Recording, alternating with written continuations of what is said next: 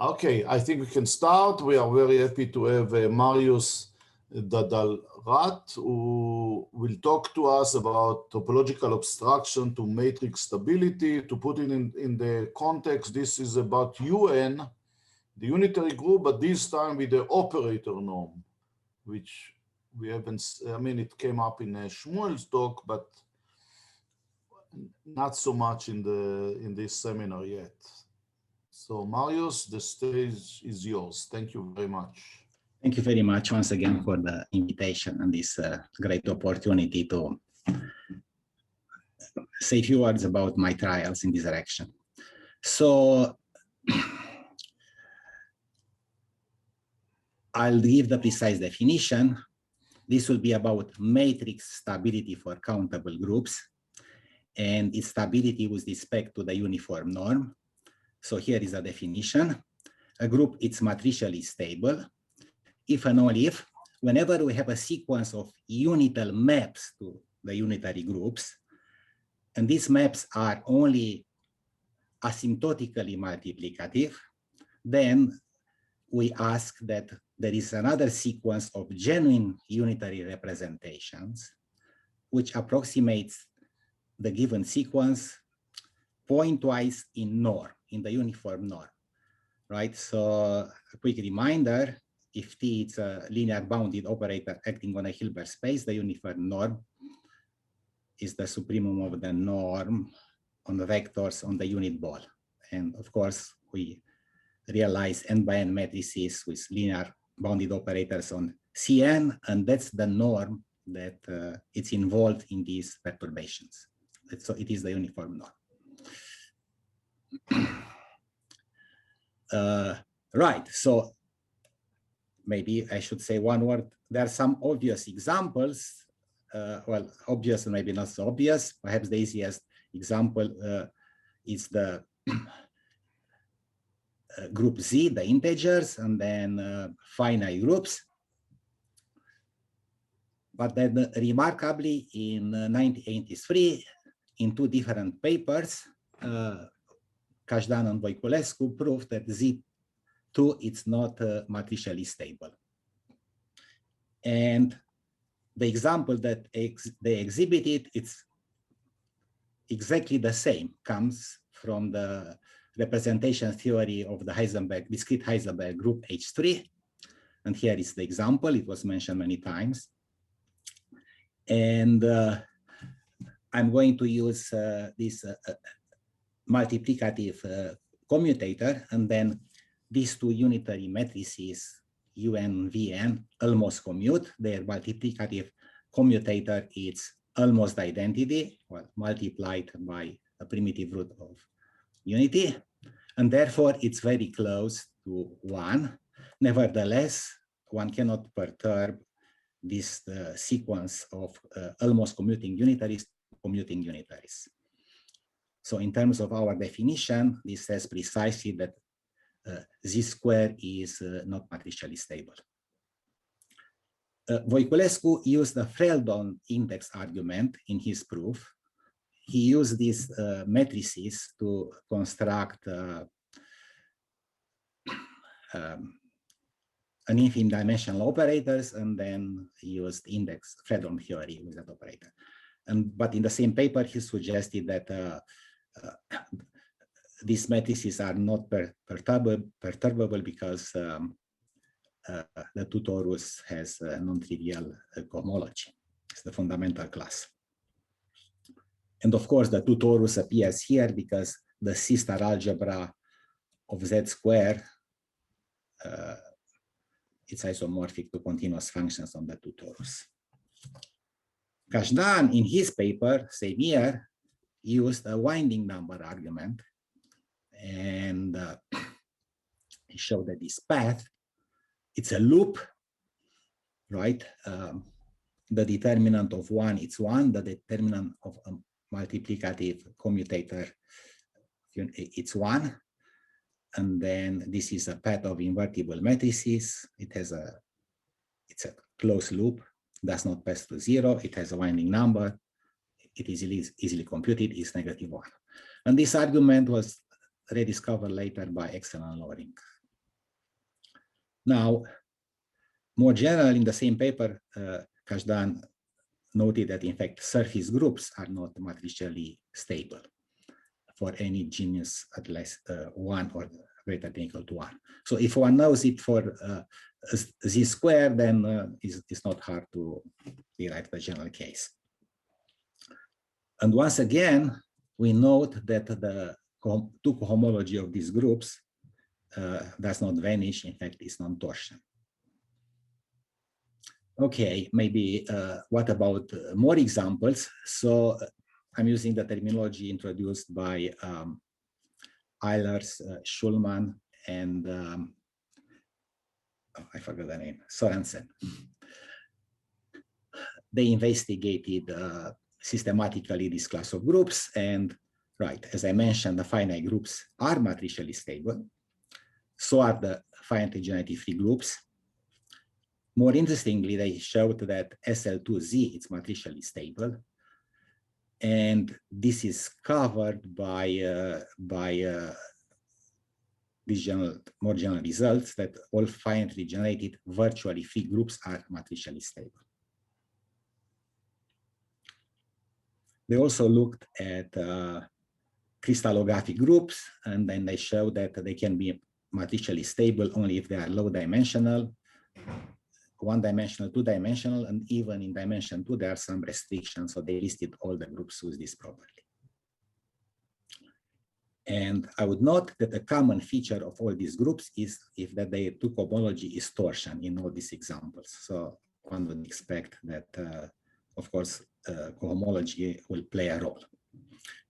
Maybe I should say a few things about the outline of this talk. First, I will state the main result and explain the terms in the main result, and then I will present elements of the proof and with intuition, hopefully. So, what is the main result? So first we'll look technical, but I'm going to explain the terms. We take a discrete group. We use the terminology MF, I'm going to explain in a moment, which is coarsely embeddable in a Hilbert space. Then if the even cohomology does not vanish, rational even cohomology, then G is not going to be matricially stable. So I'm going to explain what MF means and coarsely embeddable in a Hilbert space. But first I will start by examples. So here are examples of groups for which the theorem applies. Of course, in order to verify that for a class of groups the theorem applies, one has to check that they are MF groups and they are also coarsely embeddable in a Hilbert space. And those are substantial results in themselves, which were proven before. Okay, so if we look at free, torsion-free finitely generated nilpotent groups, they are not going to be matricially stable unless it's a trivial group or Z. And this is because a lot is known about the cohomology of these groups. For other groups, nilpotent groups, the cohomology with rational coefficient, even cohomology does not vanish, H2 already. It's a result of ADO. If G is amenable, then the conditions are also satisfied. So the only obstruction, there is an obstruction again, the even cohomology with rational coefficients. Again, linear group satisfies the technical assumption, so they are not matricially stable if there is even cohomology. And then hyperbolic groups, which are residually finite, again, are not matricially stable if the even rational cohomology does not vanish. And then if you look at this assumption, residually finite, of course, there is a big problem whether all hyperbolic groups are residually finite. That's not known, but this takes care of the condition MF. Residually finite groups are MF. Okay, so although the statement is technical, these are classes of examples for which the statement applies. So now let me explain what an MF group is. Oh, there is one more class, mapping class groups. And again, right one, computing the cohomology, it's a difficult result, but this is now. Now, the proof of the theorem uses ideas of several people. I mentioned here only 3 of them: Kohn, Gromov, and Moscovich, Kasparov, Yu, Goliang Yu, Jean-Louis Tu, Bota. And these are ideas which emerge in connection with their work on the Novikov and the Baum conjecture. So what is an MF group? It's a group which admits lots of finite dimensional approximate representations or asymptotic representations, so many that we can separate the points, right? So we have lots of asymptotic representations that separates the points. So now if we want a genuine embedding, we say this is equivalent with the group being embeddable in the unitary group of DC star algebras. So this is an L infinity product of matrices divided by a C0 direct sum of matrices. So in this direct sum, one takes completion, like C0. Right. So in some sense, this class is natural because, right, the question that we examine is whether approximate representations can be perturbed to genuine representation. And this condition asks that we look at groups which have plenty of approximate representations. All right. And then if one assumes that such a group is an MF group, it's matricially stable, then one can lift this map from the unitary group of this quotient algebra to the unitary group of the algebra at the numerator, okay? But that shows that if G is MF and matricially stable, then G embeds in a product of unitary groups, product of compact groups, so it's a so-called maximally almost periodic. So once again, for this class, if we ask the MF condition, then the group must be maximally almost periodic. Well, where Yes. is this name from? Why MF? There is a it was introduced by Blackadder and Kirchberg called matricial fields. There is a characterization that Matricial what fields? Fields of C-star algebras. This I assumed it was many finite dimensional. yes, so it has many virtues, and then anyway, in the terminology of our seminar, this is what we called that G is approximated with respect to the family UN with the operator norm. Right. So in the introduction of my paper, I mentioned both terminology, but yeah, so right. And this last statement if I want to recall things which familiar to the loyal participants of our seminar, is basically the same type of argument that if G is approximated by the unitary group and stable and finitely generated, then it is residually finite. Because if it would be finitely generated, then such a group, which is inside the diaproduct, is not only MAP, but even residually finite. Right, it's Maltsev theorem. Yeah. All right, so that then examples, as I said, right, if G is residually finite or slightly more general maximally almost periodic, then of course it's an MF because it embeds in the product of unitaries. Now, the same is true about linear groups. They're also MF. Now, a much more difficult result is that amenable groups are MF. Okay, so that's there are lots of amenable groups, right, which are not maximally almost periodic, but yeah, they are still by this theorem. And then, because of the nature of the definition, this general fact, then if G is residually amenable or just locally embeddable in a minimal group, by using the previous result of the quiz is white winter, then it will be also MF, right? So there are lots of MF groups, and in fact, it's an open question whether there are any non-MF groups. Conjecturally, MF implies hyperlinear, so these are groups which satisfies the cone embedding problem. And, this is unknown, the same favor, like, are there not groups which are not Sophic? It's difficult. MF looks like a much stronger assumptions, but it's not known. Also, I don't think it was investigated very seriously, but it looks difficult. All right, so this is what MF is.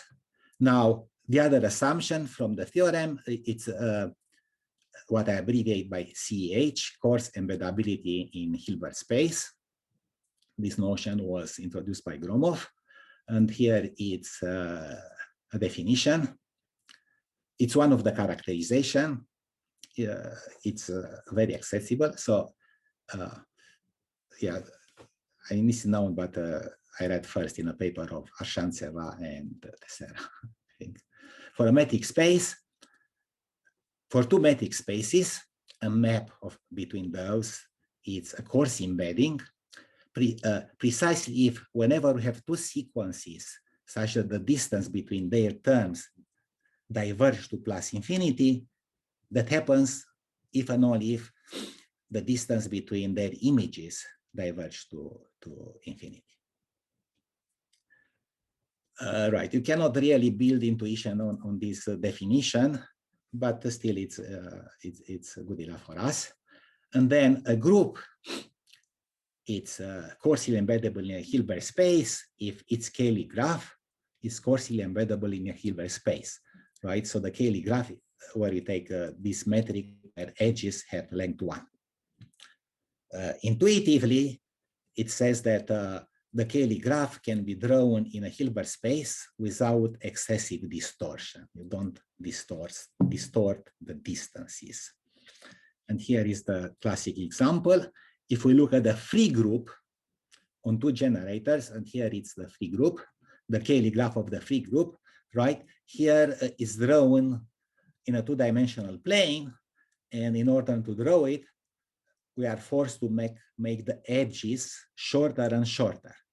Otherwise, we don't have room, right? So this is a lot of distortion that's not allowed. So we cannot embed the Cayley graph of F2 in R2, or for instance, in any Rn, n finite. On the other hand, one can draw this graph in R infinity, in particular in infinite dimensional Hilbert space. Namely, whenever one reaches a node, the next edge is drawn in a new dimension. So will be perpendicular on everything we had up to that stage. So in fact, we can draw in a Hilbert space the graph, the Cayley graph of F2 in such a way that all edges have length 1. Okay, so the free group is coarsely embeddable in a Hilbert space. So how big is this class? In some sense it's big, but this depends on your perspective. So here are examples. If G is amenable, or more generally, if it has Aguerre property, then Valette and his collaborators, they proved that G embeds, is coarsely embeddable in a Hilbert space. If G is exact, or what this is in ergodic theory is called boundary amenable, it has an action on each check boundary, for instance, which is amenable, then on natural action, then the group is coarsely embeddable in Hilbert space. Linear groups, so this is a result Hicks and Gerdner and Weisberger. And then hyperbolic groups. And this class also has good perturbation, good permanence properties. For instance, in a joint paper with Eric Gerdner, we showed that this class is closed under amalgamated free products, general amalgamated free products, an extension by exact groups. And it was the open problem solved a few years ago that in fact, this is not true. They are extension by of CH groups which are not CH groups. And this was proved by Ashantseva and Tessera. But the first example of a group which is not CH was indicated by Gromov. And the idea is that if one has an infinite expander,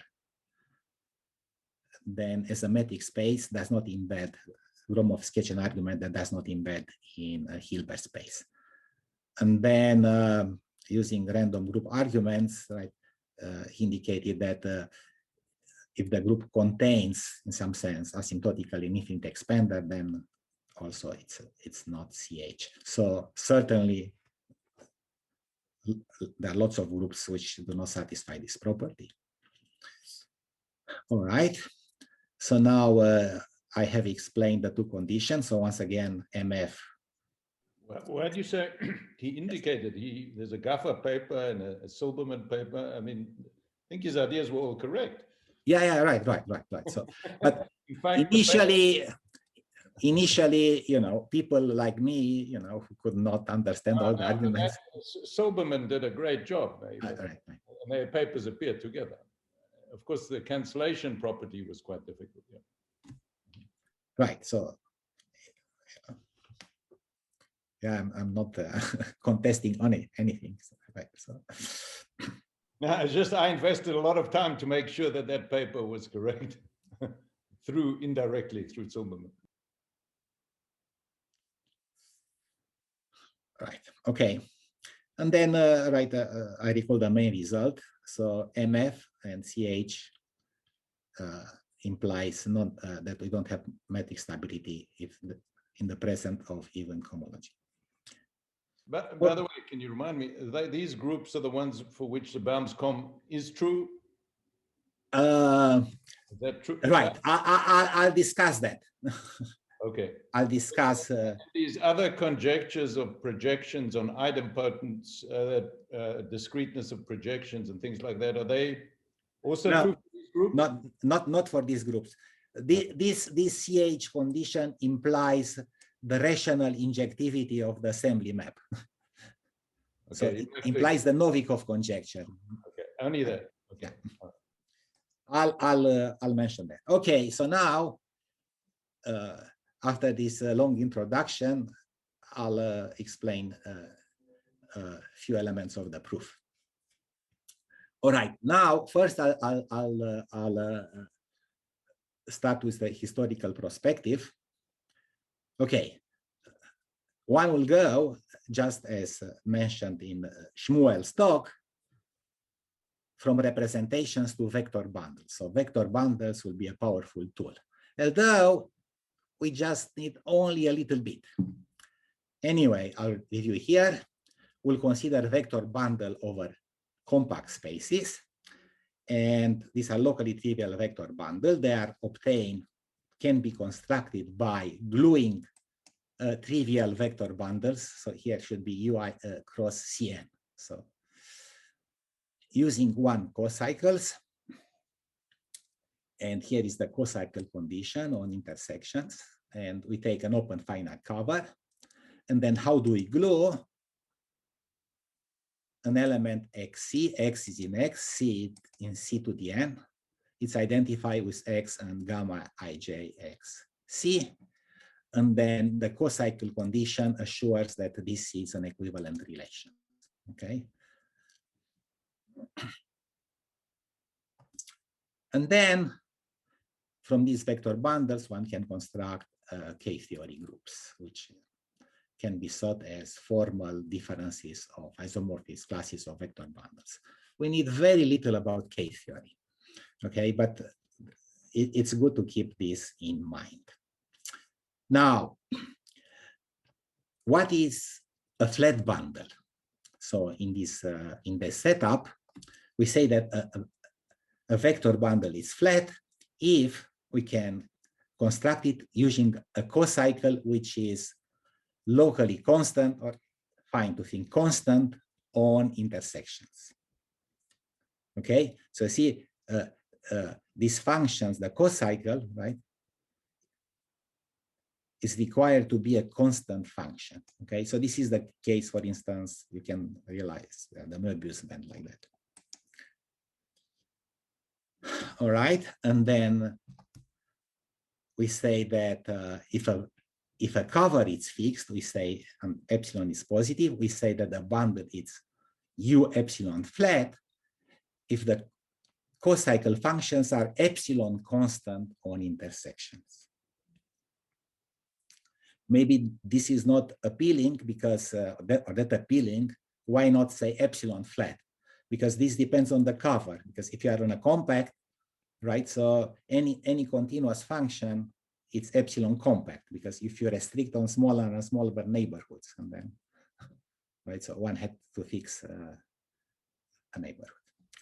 All right, and then. Really, a good context for this is to think of almost flat K-theory classes.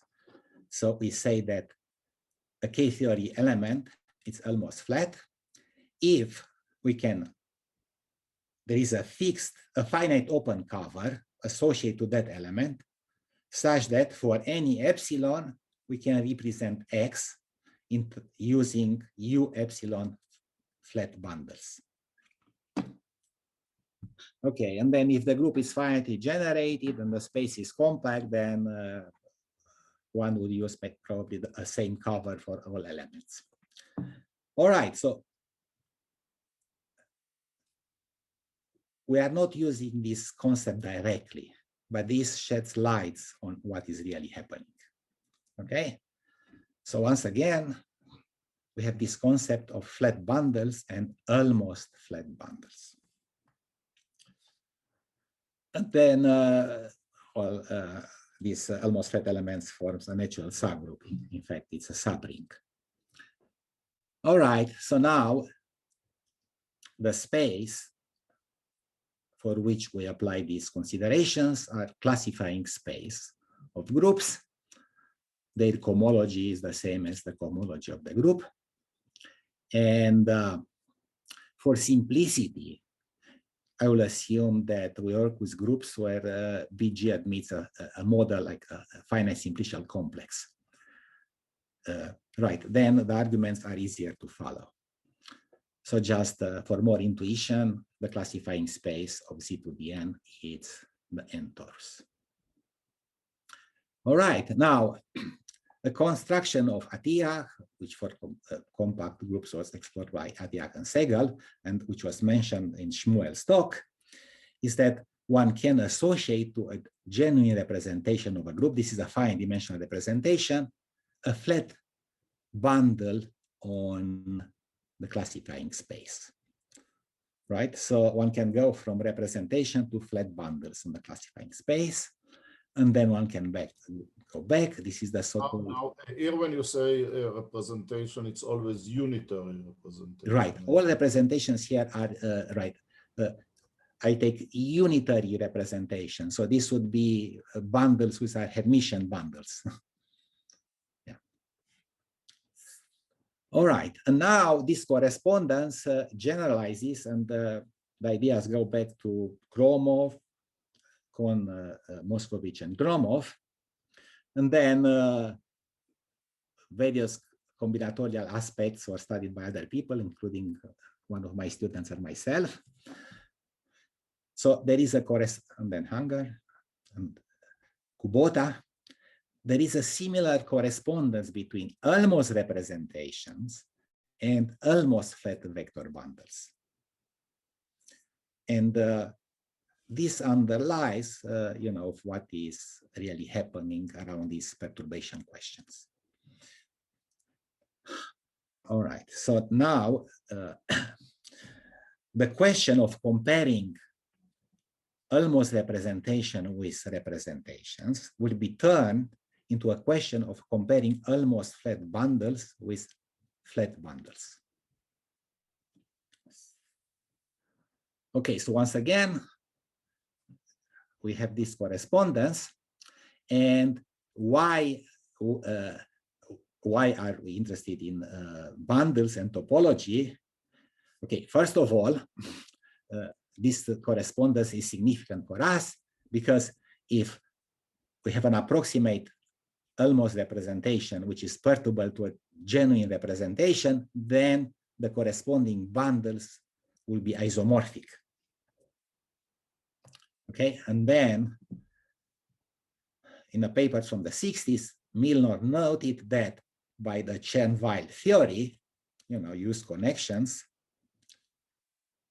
if you work with flat bundles, their curvature vanish, and therefore they have torsion Chern classes. So therefore, if you are on a compact space, every flat bundle has a multiple, which is a trivial bundle. Okay.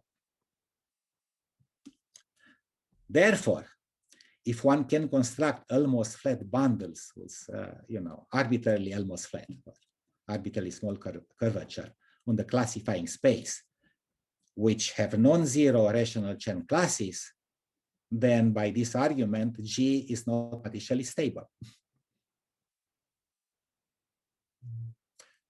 So that's the argument, a powerful argument of exhibiting obstructions to perturbing almost representation to representations.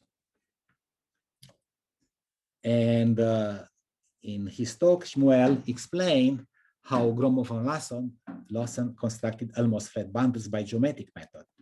They had a different objective in mind, probably, well, according to the paper. However, based on this almost monotomic correspondence, then one can derive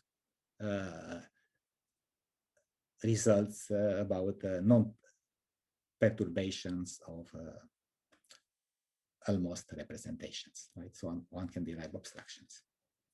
Now, in my talk, I'll adopt a functional analytic method for constructing almost flat bundles. And in fact, we'll show that for large classes of groups, like the one in the theorem, all classes in the K-theory of the classifying space are almost flat, up to torsion. So this is slightly imprecise. Okay, so in some sense, we are not using geometry directly, but functional analytic methods. So this is an outline of how one would produce obstructions. Okay, so now I will be more specific. So if one has a unitary representation, so how does one construct the flat bundle associated with it? So the group G acts on EG, which in the case of the Z end would be Rn. It acts on C end via this representation. One has this diagonal action, and this gives a flat bundle over the classifying space. But what to do if pi is only an almost representation, right? Then one does not have an action. One does not have a genuine action, So we'd like to imitate this construction, right? But we need to do something, okay? And this, what is needed for this was or had already been appeared earlier, of course, in the theory. One would invoke the so-called Mischenko-Flein line bundle. Okay, so what one does, instead of this construction of abstract construction of Atiag and Segal, one can do this construction without representation, but instead of it, would construct a bundle where the fiber is the group algebra, or one can do L1G or other completion, the group C star algebra. So see, in this case, G acts on EG, G acts on the group algebra because the element of the groups are invertible elements, in fact, unitary elements in the group algebra or in the group C star algebra. So one has a diagonal action. So one constructs this bundle where the fibers is the group algebra or some completion of it. All right. Now, it turns out that if I assume that BG is compact, if one takes the continuous sections in this bundle, they form a finite dimensional projective module over the ring of continuous functions with values in the group algebra or in any of its completion. And such a finitely generated projective module is given by an idempotent, in fact, a self-adjoint idempotent in matrices over this ring. So see, it's an idempotent in matrices of continuous functions on the classifying space with values in one of these rings. And moreover, one can write this somewhat explicitly if one uses the cosine, chooses trivialization of this bundle and uses partition of unity. So here is the construction. One chooses a finite cover of BG, and then one trivializes the bundle E, this Mischenko line bundle, and it's a flat bundle because it comes from an action of G, and therefore the co-cycle is given by group elements. All right, and then if one chooses a partition of unity subordinated to this cover, then one can write down the idempotent, which gives, which corresponds to this bundle. So see, it's a matrix size m by m, where m is the size of the partition. You have the partition, you have here the partition, the function that enters the partition of unity and the co-cycle.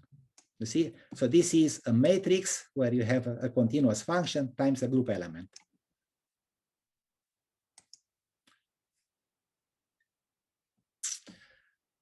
All right. So now, with this in mind, we are going to revisit Datiak-Segal by invoking this bundle. So that all we have to do, if we have the representation, we tensor it by identity matrices, identity continuous functions. We apply it to the projection. You see, it looks exactly like this. It's just as before, except that instead of Sij, I have pi of Sij. So this lands in matrices. So see, E pi, it's an idempotent, which corresponds to the flat bundle constructed by Atiyah and Segal. All right, now, but this construction, it's amenable of use of being repeated for almost representations, because if I have an almost representations, you see, I can simply apply identity times identity tensor phi, and I get this element E sub phi, which looks exactly like before. I have changed in only one place. Now, this is not a projection. It's only an almost a projection. Why is that? Okay, so there is an error here because the co-cycle condition is satisfied only approximately. So see, there I have it's minus. It's not equal. But in any C-star algebra, or for instance, in a C-star algebra of continuous functions with values in matrices by functional calculus, one can perturb an almost projection to a genuine projection, which is unique if one applies functional calculus. Otherwise, there are several of them. Okay, so this is the procedure by which, if we have an almost representation, we can push forward this Mischenko line bundle and obtain an almost flat bundle rather than a genuine flat bundle. Now, if we perturb this, what we obtain is an almost flat bundle, but really in the arguments that I'm going to present, we are not going to use this, that this is an almost flat bundle, because almost flatness will be only implicit in the arguments.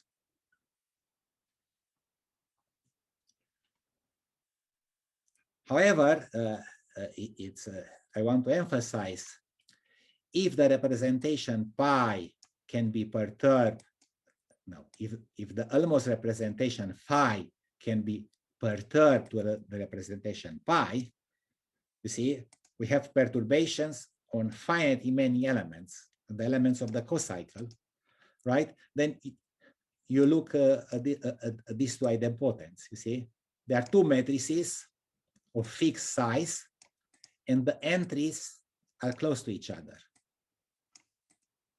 Okay, so if they are sufficiently close, the corresponding projections would be similar or homotopic.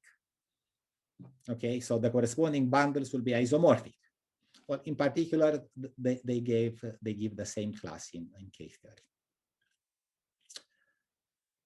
All right.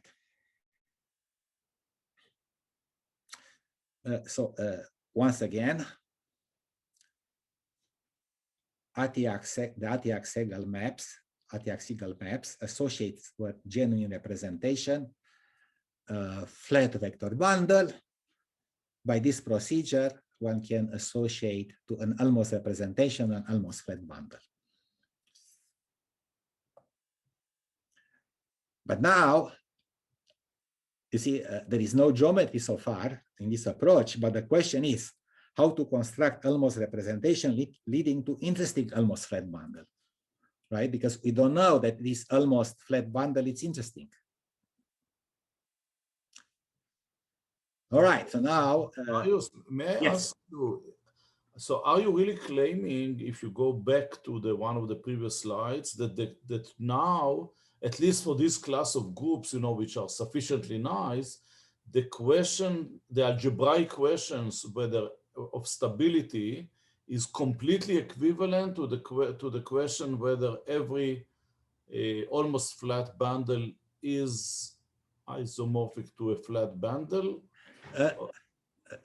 Ration on finite up to the torsion. So which means that if you take the K group and you kill the torsion, right? So if the classifying space is compact, let me simplify.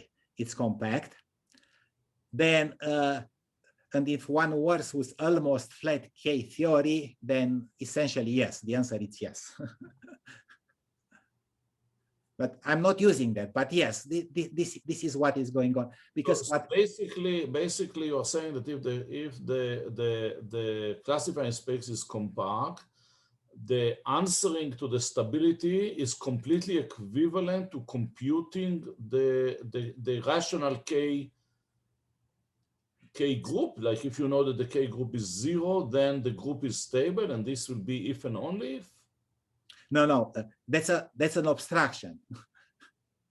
So what I'm saying is there is an equivalence between perturbing almost representation to representations and between almost flatness and flatness. You know, that correspondence, well formulated, holds.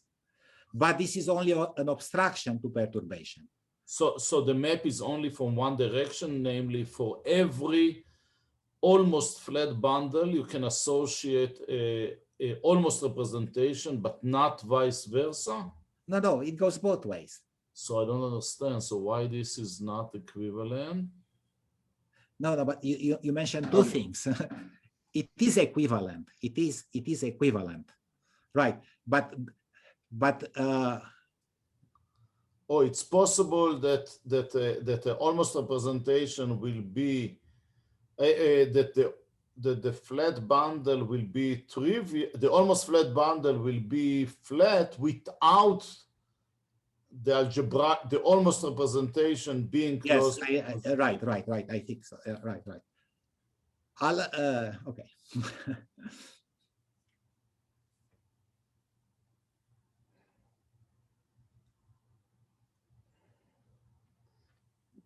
Because at least the impression I got from one of your slides was that this is 1-to-1.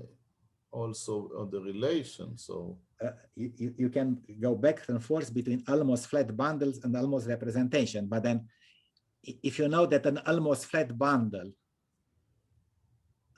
it's flat, then I'm not sure about this holonomy, if you can perturb the holonomy representation, you know. So you All don't, right. okay. Yeah. So yeah, Alex, in the isomorphism of bundles in K theory, you're allowing things that are very, very non-constant, non-locally constant. So the connection to representation theory is not so good at that point. yes, because this almost flatness happens locally on compact parts. But for the arguments that I need, that doesn't play a role. So this is helpful with these functional analytic arguments because, you know, one. All right, so now it's good to put this in the following context.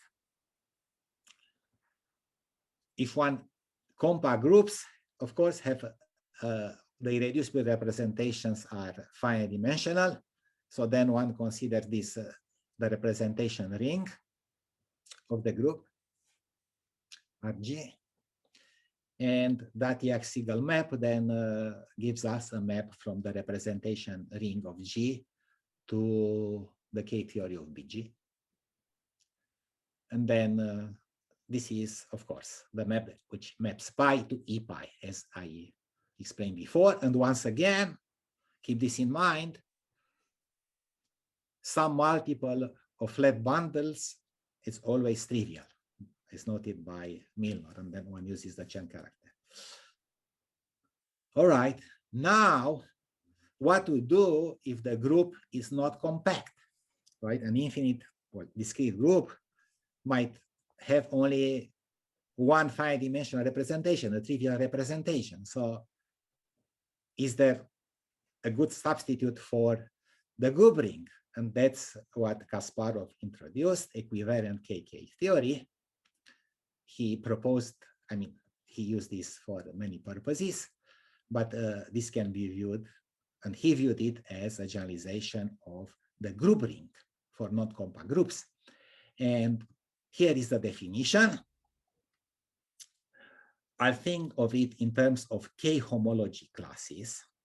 Okay, so I will try to avoid the use of KK theory or technical K homology. I'll use just this definition, which is very intuitive. So what are the co-cycles of this theory? So you have two representations of the group algebra on a Hilbert space. And I'm not asking this representation to be unital. If they were both be right, in such a way that for each element that the representation differ by a compact operator.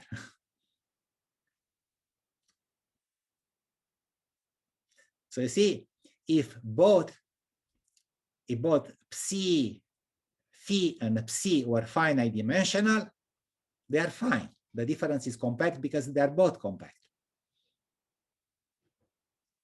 Right? But now I'm looking at arbitrary group representations with compact difference.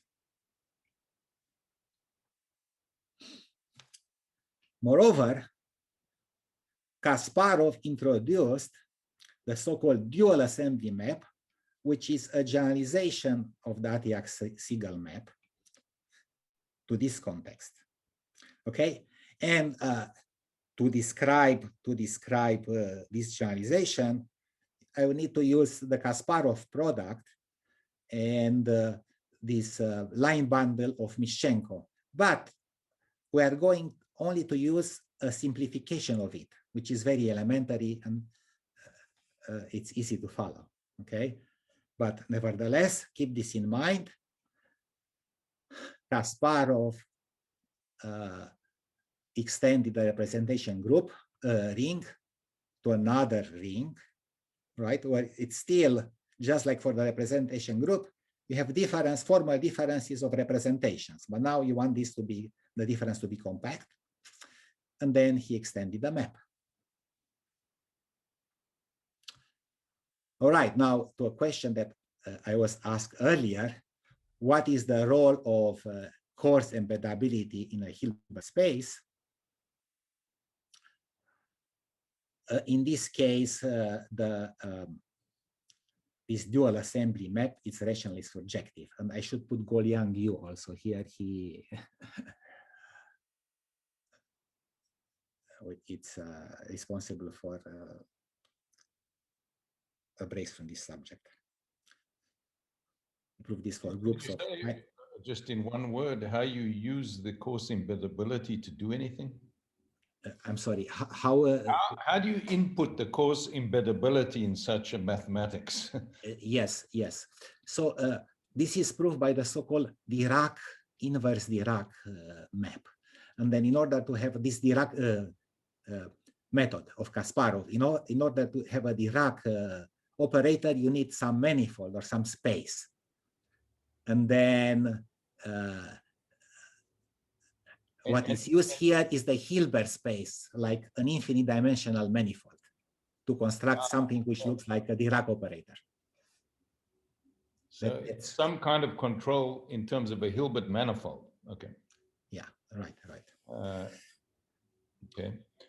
And I asked you this before, and the reason I asked is because I never understand all these different, I like to use these theorems, but I don't understand where they're coming from, so I want to get an intuition. There is the theorem that I like very much about this Kaplansky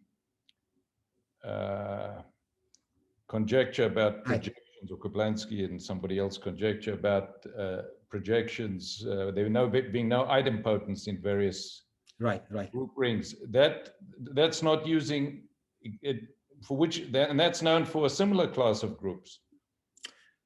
Right. It's not used. Yeah. So I'm just trying to understand this class, which is quasi isometrically embedded in a Hilbert space. Yeah.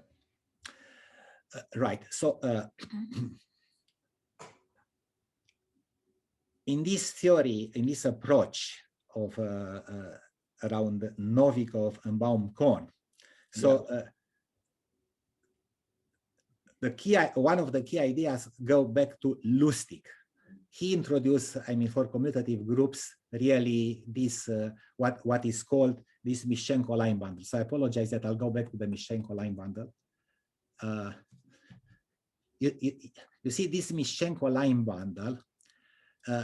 It's an object which relates the group, BG, with the group C-star algebra, and it is used abstractly as inducing some sort of abstract Poincaré duality.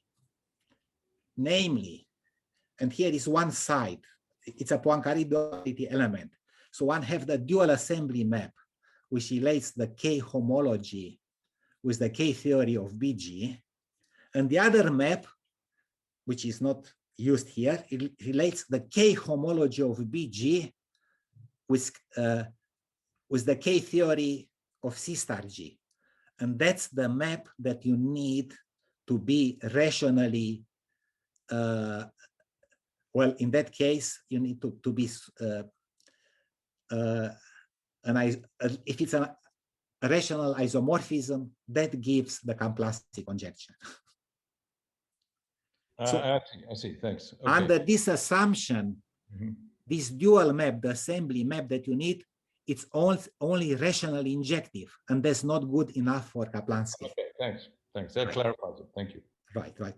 If the group is AT amenable, that is known by Hickson and Kasparov, because that's what I mentioned. Right. So, all right. So now I mentioned this.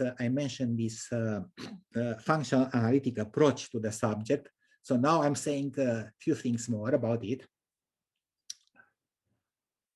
So I'm looking at this K homology classes. So if you remember, these are two representations, two group representations, such the difference is compact.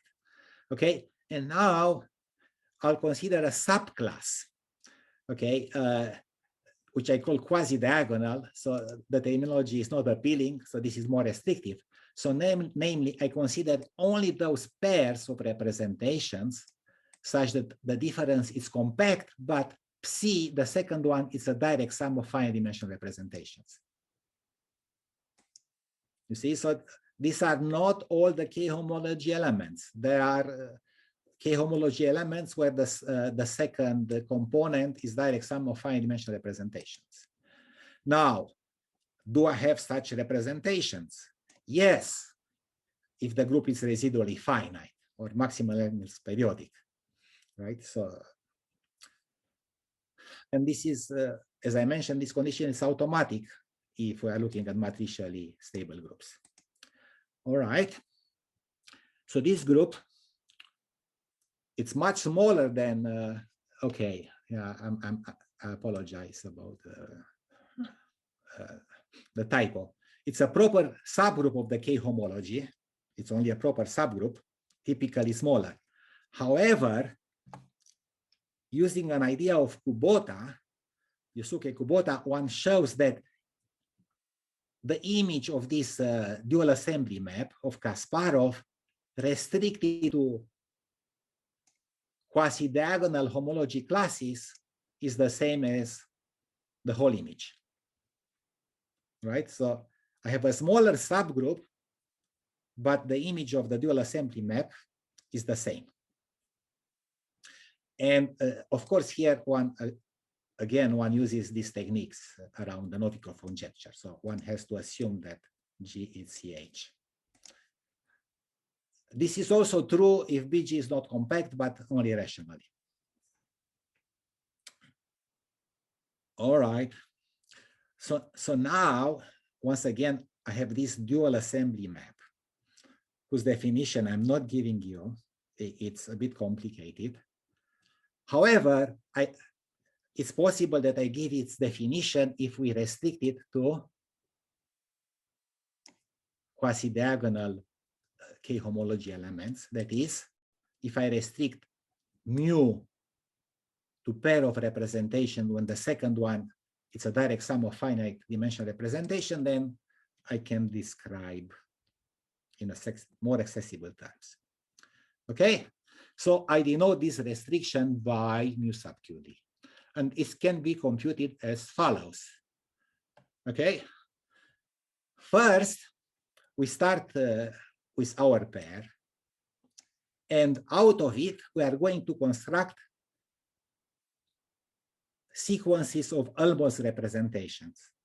And once I have the almost representation, we'll push forward the Mishenko line bundle just as I explained earlier. And that will be the map mu, restricted here. Okay, and how do we do this? First, we choose an increasing sequence of finite dimensional projections, which will exhaust the Hilbert space, which commutes with psi. Why is that possible? Because psi is direct sum of finite dimensional representation. So this is certainly possible. If I compress psi by these finite corners, I get genuine representation due to the commutation assumption. Whereas if I restrict, I compress psi by this to these finite corners, I only get asymptotic representations or almost representations. And why is that? So let's look what happens. What is the commutant of psi with Pn? So it's the commutant of phi of s with Pn plus the commutant of the difference. But you see, this difference, it's compact. So you see, if I have a compact operator up to a small perturbation, this is looks like a finite rank operator, it's like a finite matrix, which is supported in a corner of a Hilbert space. So if Pn becomes larger than that corner, you know, this would become 0 or almost 0. So therefore, Pn commutes asymptotically with psi. And by the way, so I drawn something, you know, which illustrates exactly what I said. Psi of A, psi is direct sum of finite dimensional representations illustrated here. And then I can cut it to compress it to larger and larger corners finite dimensional subspaces corresponding to Pn. And Psi of A differs by, it looks exactly the same, plus compact stuff. Compact stuff means compact operators, right? So if I compress by the same Pn, what am I missing out? These off diagonals, you see, these off diagonals blocks, but they have, not only they are compact, but they also have small norm. Okay, so this is the argument, that I have these almost representations. And I haven't mentioned this, but I'll mention in the future. We'll say that a group is quasi-diagonal if it has a faithful representation such that the image of the representation sits in this product of matrices, embedded something like this, you know, matrix, block matrix, plus compact operators. So this would be what is called a quasi-diagonal operator. You see, it's not that it has a block diagonal representation up to compacts. And the fact that residual amenable groups have this property, that's hard. That's the theorem that I mentioned earlier. How does it stand with respect to MF? I guess that every quasi-diagonal is automatically MF? No, MF, it's quasi-diagonal because, you see, I don't need the compacts. MF embeds in a product of matrices. Oh, no, I'm sorry. Oh, MF, not MAP. MF plus stable would embed in. Quasi-diagonal groups are MF. RMF, yeah, that's what right. Yeah, sorry for the confusion. It's slightly stronger. In all the families that you gave before, which are known to be MF, are also known to be quasi-diagonal. Right. So there are examples, and Andreas Thom exhibited examples, some groups whose property T, which are simple, which are not quasi-diagonal. Well, I don't know if they are not MF, but example there are. Yeah, okay. All right. So now, once again, I can compute the dual assembly map restricted to these special quasi-diagonal classes. Namely, what we do, we push forward the Mischenko line bundle. You see? So what is Psi and Phi? They are this compression. See, they are these compressions. So one of them is genuine representation. The other one, it's an almost representation. But we have explained earlier how to push forward the Mischenko line bundle. You see? So we push forward the Mischenko line bundle. So therefore, the image of the restriction of the dual assembly map to quasi-diagonal K-homology classes is something which is almost flat minus flat. If both maps, if Pn would commute with both maps, or if both maps were representations, then we get flat minus flat. All right, so now we have an explicit calculation of the dual assembly map for this special case. Now I can proceed with the argument. Let's assume that G was matricially stable, right? If G was matricially stable, then this sequence of asymptotic representation perturbs two genuine representations, right? And once I do the perturbation, instead of getting almost flat minus flat, I get flat minus flat.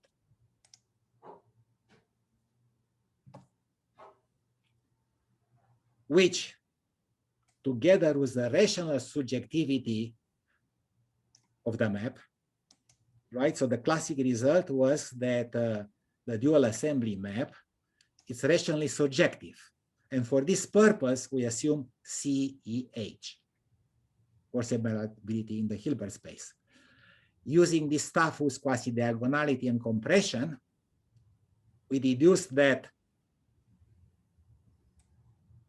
the restriction of nu to quasi-diagonal classes has the same image, so therefore it's also surjective, rationally surjective, right? So now, on one hand, the image of nu QD, it's everything. On the other hand, by assuming matricial stability, it falls in flat K-theory tensor Q, and by Milnor's argument, this is Q. So therefore, the K-theory of BG, it's Q, right? And then the Chern character, it's an isomorphism, and therefore the homology, even cohomology is Q. You mean here you mean the direct sum over all the even? Yes, right. Here I include H0. The zero will give you the Q, and if you have Right. something which is non-trivial, then this proves Right. that it's non-matrical, non-stable.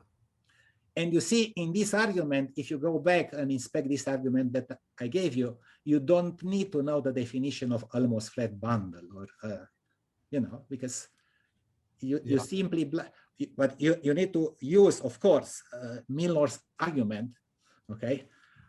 On the other hand, if you truly want to understand what is going on, you should think of almost flat bundle, because this obstruction of perturbing an almost representation to a representation, right? This, I mean, you can see this by this correspondence. All right, but now about this, okay, so truly, thinking about this, we understand that truly the uniform norm perturbation question that we ask here depends essentially on the difference between the classic representation ring and the representation ring of Kasparov. You see, there is this gap between these two rings, which typically it's significant. And for quasi-diagonal groups, one can rephrase, these differences by comparing finite dimensional representation with almost representations. But still, in all cases, at the heart of this discrepancy is the discrepancy between these two rings. And now, an actual question is, okay, let's assume that this obstruction vanish. Namely, assume that the rational even cohomology vanishes in higher dimensions. Can you perturb in that case? No, that's not true due to some, you have to look at certain quotients of the group algebras. However, if one works with a slightly weaker definition of stability, then one can give some results in that directions. Namely,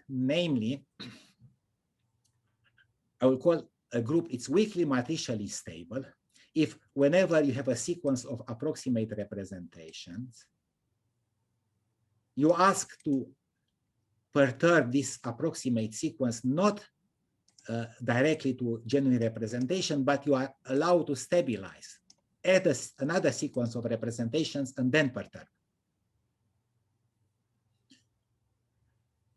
So in these conditions, at least with some restrictions, one has a converse. So at least for the minimal groups, if the K homology is finitely generated, then G is weakly matricially stable, if and only if the group is maximally and most periodic, and this map, which I highlighted, it's surjective. Mm-hmm. Okay, so really, in some sense, the question that we discuss here is this question, about the property of these maps in disguised. If we have a good approximation property, we can rephrase it in terms of almost representation. Do you know an example of a group which is non-stable but weakly stable? Yes, it's a three-dimensional crystallographic group. Right. One of the it's a Bieberbach group. So there are 10 groups, 10 Bieberbach groups in dimensions 3. And one of them has vanishing, only one vanishing rational even homology, it's H2, right? And that's the example. And you see, checking this condition is difficult because this is, as far as I understand, this is an open problem. Take a bundle which is torsion, with all chain classes are torsion. Is it isomorphic to a flat bundle? If the classifying space is low-dimensional, two-dimensional, then the answer is yes. But as far as I understand, in higher dimension, it's open. So once again, if the chain classes are torsion for a bundle, is the bundle almost flat in some stable way? All right, maybe I'll stop here then. Thank you. Yeah, thank you very much. At least for myself, I can say I learned hopefully a lot. I have a question, maybe others.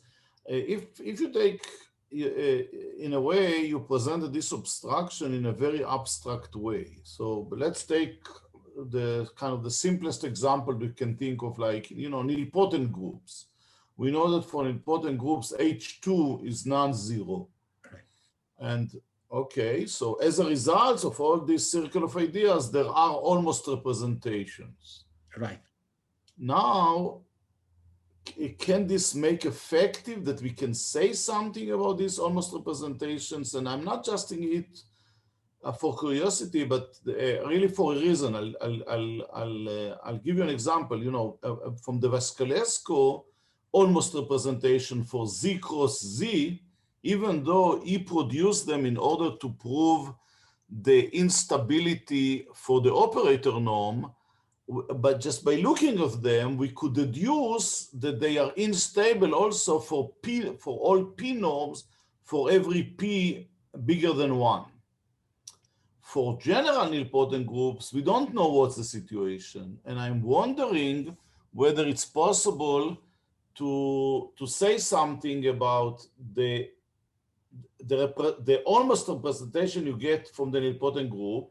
And then, just like in the case of Z square, maybe you can also make kind of a meromorphic continuation, for other P's, for finite P norm, P Schachter norm. Is there a hope to do that, to see it from this abstract picture? No, I don't think so. So this is a natural question, namely, how to produce concrete examples. Like you can improvise, but the abstract, maybe I'll say one word about the abstract way. You see, this is the abstract way that I just know that they exist. So in fact, you see what I choose here, it's a K-homology class. Well, that's hard to construct concretely. What I know is that, like for nilpotent groups, you can choose Psi to be, you take a sequence of irreducible, of finite-dimensional irreducible representation, take their direct sum. You can fix that. Then all I know, there is another map such that the pair corresponds, realize the K-homology. Yeah. So, okay, I'm sorry. The answer is no. These methods will not give, a concrete realizations of the cosine. If you will do it for Z cross Z, will you get the Vasculescu example matrices from it, or even for this group you cannot really do it effectively? Not even for this group. No, not. This is, but this is difficult, right? It's like, if you want to construct cohomology classes, right, for the RAM cohomology classes for a manifold, that realizes. a given class. That's not easy. You need precise description of the object. Yeah, that's I think it's a very interesting problem, how to construct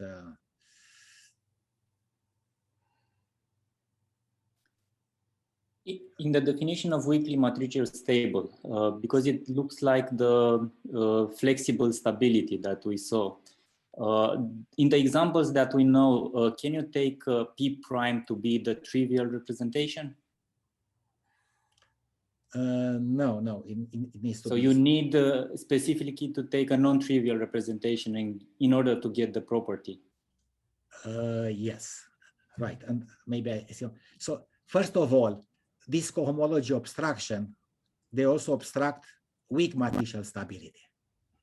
Okay, so this non-vanishing of rational even cohomology obstructs also weak matricial stability, because this is not going to change K theory, if one can follow the argument.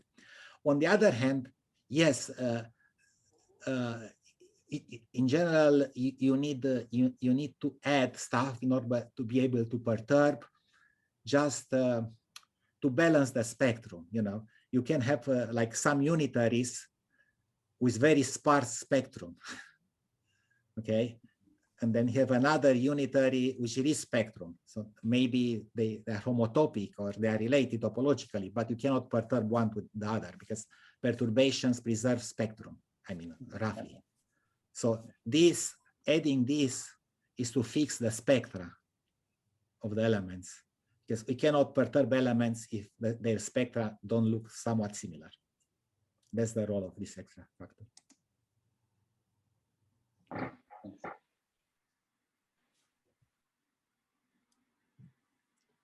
Yeah, Marius, can you explain a little bit about the Kubota step where you made various things, where C star G wasn't quasi-diagonal, but you improved things coming from the assembly map to be? Yes.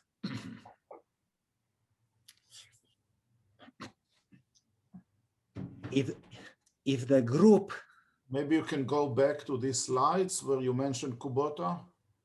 Yes.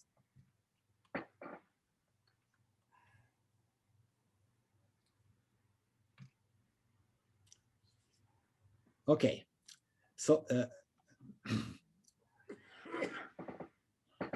if the group is maximal, let's say it was a residually finite, but maximal almost periodic, then, okay, so for a group, for a discrete group, right, we look not only at its group C-star algebra, but also at the reduced group C-star algebra.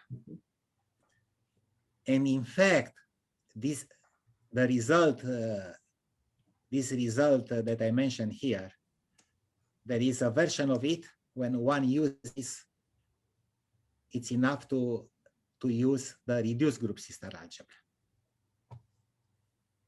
Okay.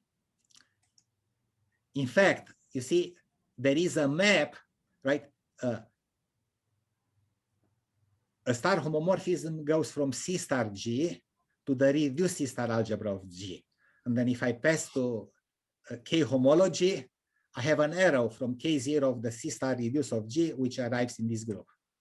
And that composition is also rationally surjective. That's the first ingredient. The second ingredient, if the group is residually finite or MAP, then this there is an intermediate C-star algebra between the full group C-star algebra and the reduced group C-star algebra. And that intermediate group algebra is residually finite dimensional. You can separate its points by finite dimensional representations. So once again, the group algebra of a group, the group algebra has many completions. We can take maximal completion, full C-star algebra. We can take completion in the left regular representations. But if the group it's a MAP, there is an intermediate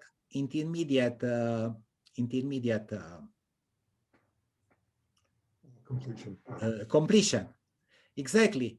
So therefore, if we know that this map here, it's surjective, if we replace the full C-star algebra by the reduced C-star algebra, then we can reduce by this factorization dimension, we can replace this by this completion, which is residually finite dimensional.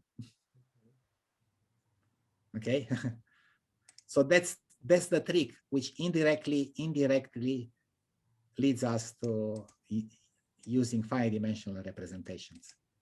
It's more subtle than that, because if the group is CH, admits a gamma element.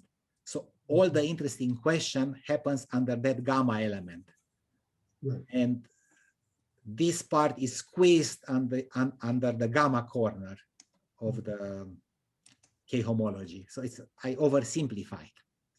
Okay. Right. But is the point of the gamma element somehow using pseudo differential calculus and yes, because if you take the inverse Dirac inverse Dirac, if you multiply them together in one direction, you get one, and in the other direction, you don't get identity, only a gamma, which is an endomorphism of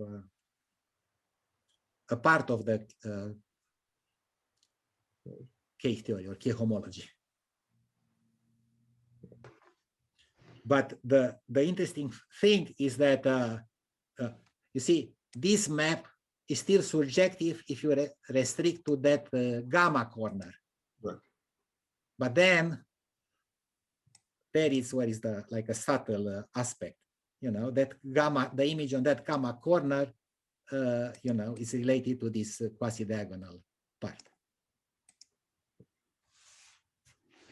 Right, so Kubota's idea was to use these intermediate C-star algebras. In my initial approach, I wrote some years ago something about this. I had to assume that C-star G was quasi-diagonal C-star algebra. And that was too strong. And then Kubota noted that there is this subtler, clever way of avoiding that strong condition. Marius, I also have a question. So in your assumption, this condition MF, it means that there are many almost representations. So in some sense, it makes it harder to get the conclusion, right? Because if it was not MF, then maybe there would be not no almost representation somehow.